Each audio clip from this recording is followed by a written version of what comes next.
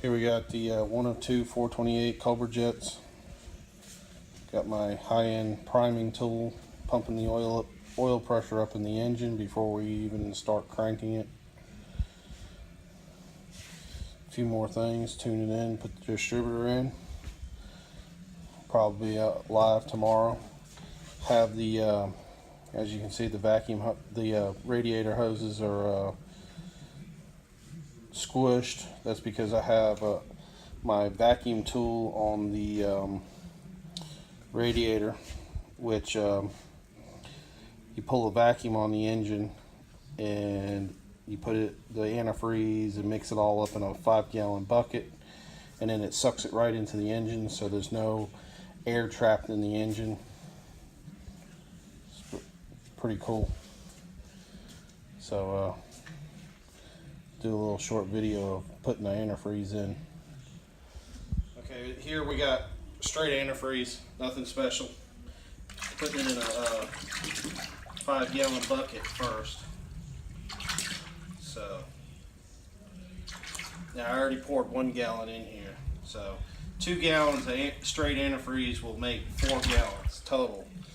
But a lot of people just grab it and fill it up full of water hose, something like that. But there's a lot of deposits in your water, so that's how you get like mud and stuff like that later on in your radiator.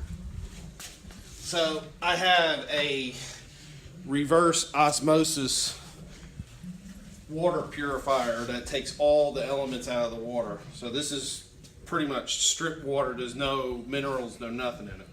So now I'm going to mix this with the antifreeze.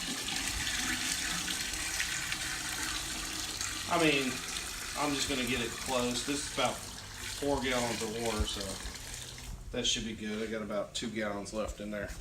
So now it's pretty much mixed. Okay. So like I was saying, we have the hose from the vacuum evacuator. So it's a pretty simple setup. So all you got to do is just flip the valve, hold it, make sure you keep it in there, and it starts putting antifreeze in the engine instead of making a big old mess while you're doing it.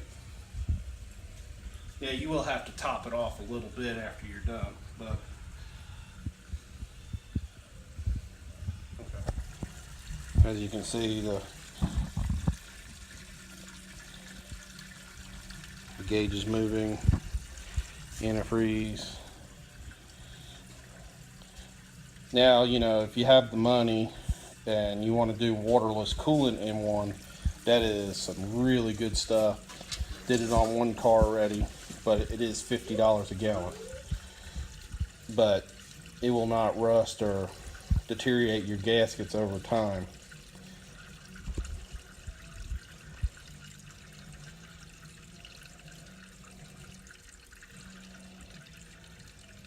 See, just about sucked that bucket empty.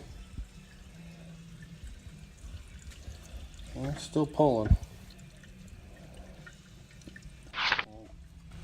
Okay, so we got everything, 4 gallons or 5 gallons of liquid into the engine.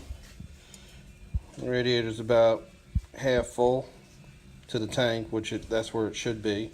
If you fill it all the way up to the very top, it always wants to burp out on the ground. So now, since we're doing initial, this engine's never been run yet, there won't be any air pockets inside the block. So that's a good thing. So you don't have initial running, because you got break-in time for the cam at a certain RPM and all that. So you're not trying to keep the water from burping out of the radiator and all this. So this tool is a big help. So yep. So tomorrow we're probably going to go live and crank this baby up for the first time.